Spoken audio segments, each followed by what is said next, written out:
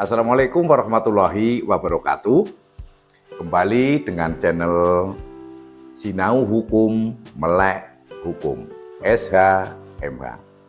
Penonton SHMH yang saya hormati, video kali ini bukan membahas KUHP baru, namun saya akan memberikan jawaban atau ya kita belajarlah belajar bersama-sama atas request dari akun Suket Godong Dadi Sedulur Aris. Selamat malam Pak Bos, saya bisa paham, dalam bayangan saya situasinya seperti apa, saya bisa paham. Kalau boleh, ini saya akan menyampaikan judul ini adalah tentang penipuan pada jual beli. Saya ulangi, penipuan pada jual beli. Kalau ada pertanyaan atau sanggahan bahwa kalimat saya tadi salah, loh kan penipuan masuk ranah pidana. Jual beli itu kan masuk ranah perdata. Kemungkinan akan ada yang menyanggah atau bukan menyanggah lah, berpendapat seperti itu. Kemudian jawaban saya kalau ada yang memiliki pendapat begitu seperti ini. Kalau jual beli itu betul diatur dalam Kitab Undang-Undang Hukum Perdata. Itu betul bahwa KUH Perdata memang mengatur jual beli. Namun bukan berarti di hukum lain itu tidak, ya. Bukan berarti di hukum lain selain perdata itu tidak. Dan kalau jual beli itu hukum perdata, justru ini yang sering digunakan, dalil ini sering dipakai oleh orang-orang yang menjadi pelaku tindak pidana ini, menjadi pelaku tindak pidana penipuan dalam jual beli ini. Kadang dengan entengnya dia itu berkata, iya, saya ada kewajiban membayar kepada Anda, namun kalau saya masih tetap bilang sanggup membayar, walaupun saya saat ini belum bisa membayar, saya tidak bisa dihukum kok, tidak bisa diproses oleh polisi kok. Ini kan jual beli kita. Jadi ranahnya perdata, bukan ranah pidana. Wah, kadang dengan entengnya itu ada yang ngomong begitu. Apalagi kalau sambil telepon gitu yo. Mohon maaf, bahasa Jawane itu dengan gaya yang nyenyengit itu, waduh, gimana itu perasaan si para korban itu, pasti buongkol bener dan ih kan gitu kan. Dan kadang karena PD-nya yang gak ketulungan, dia itu pelaku-pelaku ini, atau yang memang tidak, yang punya kewajiban membayar ini melebihi ahli-ahli pokoknya. Kadang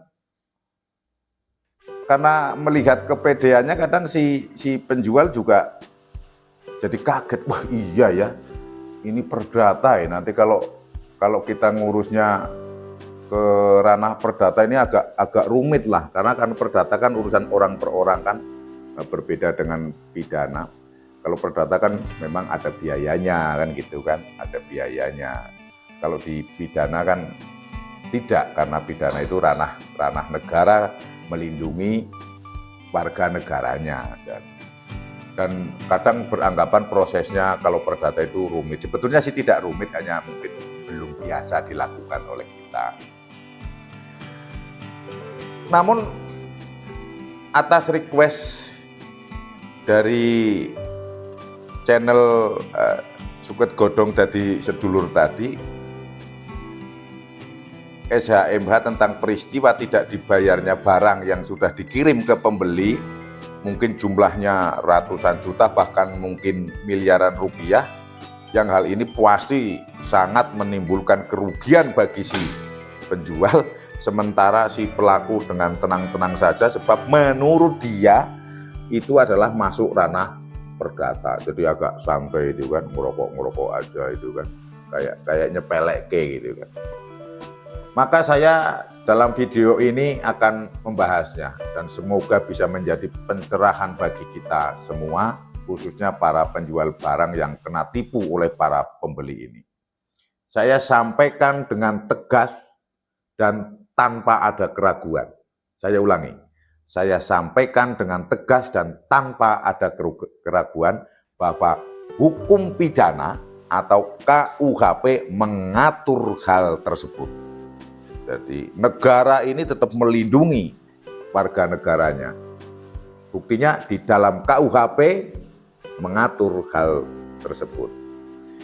Yaitu tertuang pada pasal 379A KUHP. Nah, karena channel ini membahas KUHP baru, maka yang 379A ini kita sebut dengan 379A KUHP lama, gitu ya, biar mudah aja ini kita. Pasal 379A KUHP lama berbunyi, barang siapa, berarti siapapun, menjadikan sebagai mata pencaharian,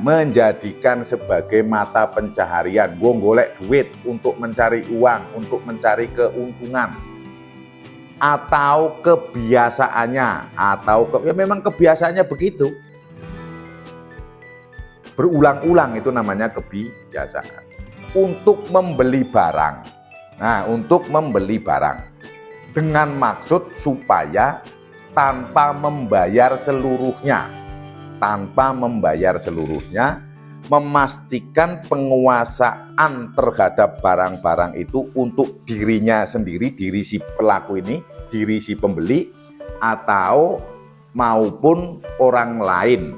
Jadi bisa untuk diri sendiri si pembeli, bisa jadi orang lain. Diancam dengan pidana penjara paling lama 4 tahun.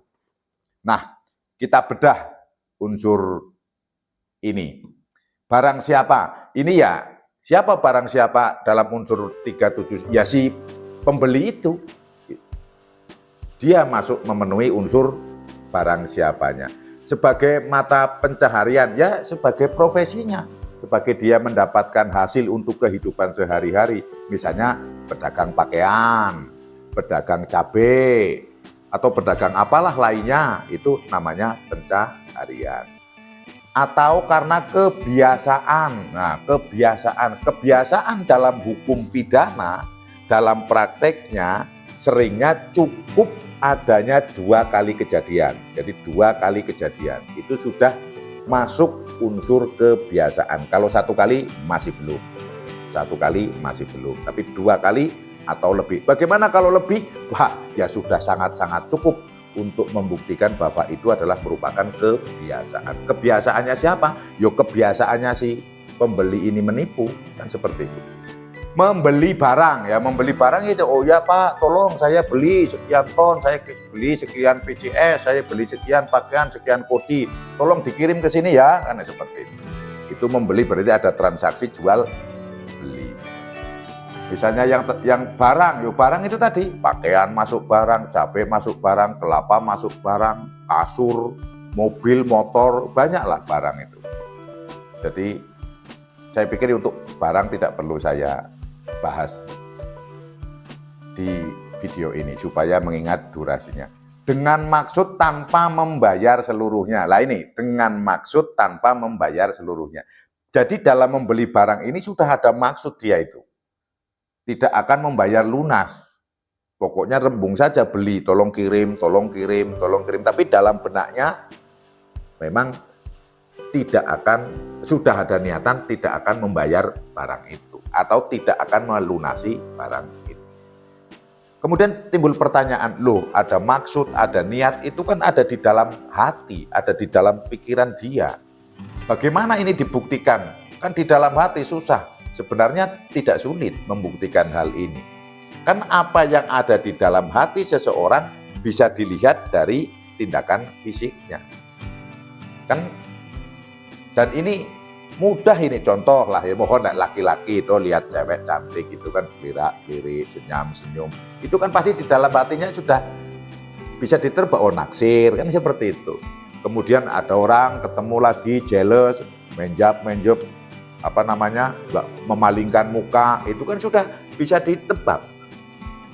Mudah, Bapak di dalam hatinya berarti tidak suka dengan orang itu. Nah ini sudah jelas, mestinya kewajibannya yang pertama dilunasi, yang belum lunas masih pesen lagi untuk dikirimi barang lagi, maka dan belum dilunasi lagi, maka sudah bisa dibuktikan Bapak ini adalah niatannya memang tidak membayar lunas. Namun begini, penonton SHMH yang saya hormati, bahwa pembuktian ini adalah bukan tanggung jawab si korban, bukan tanggung jawab masyarakat. Pembuktian ini adalah tanggung jawabnya dari aparat penegak hukum, mulai dari penyidik, penuntut umum, dan nanti hakim, sesuai dengan proses masing-masing.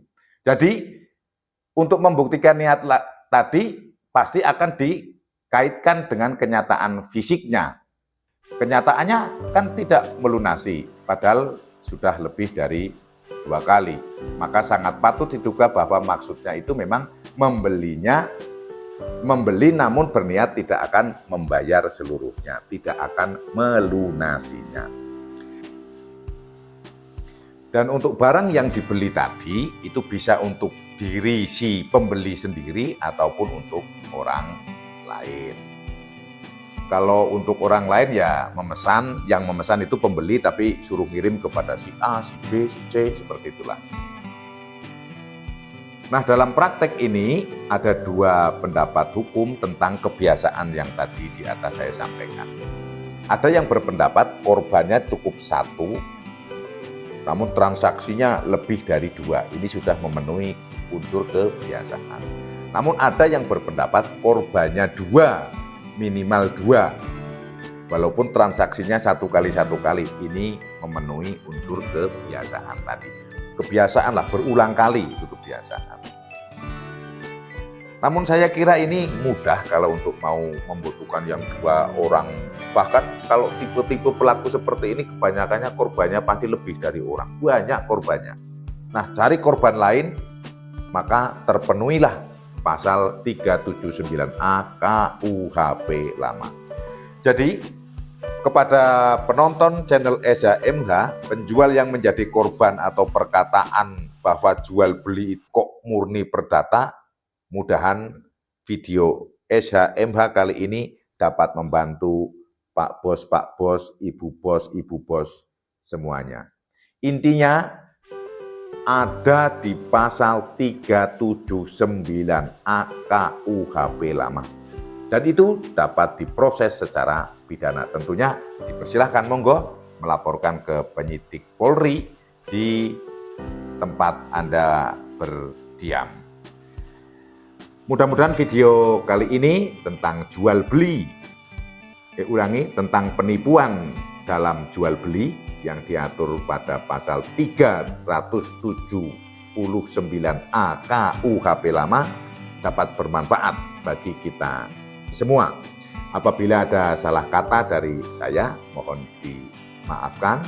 Berkenan untuk support, menekan tulisan subscribe pada layar.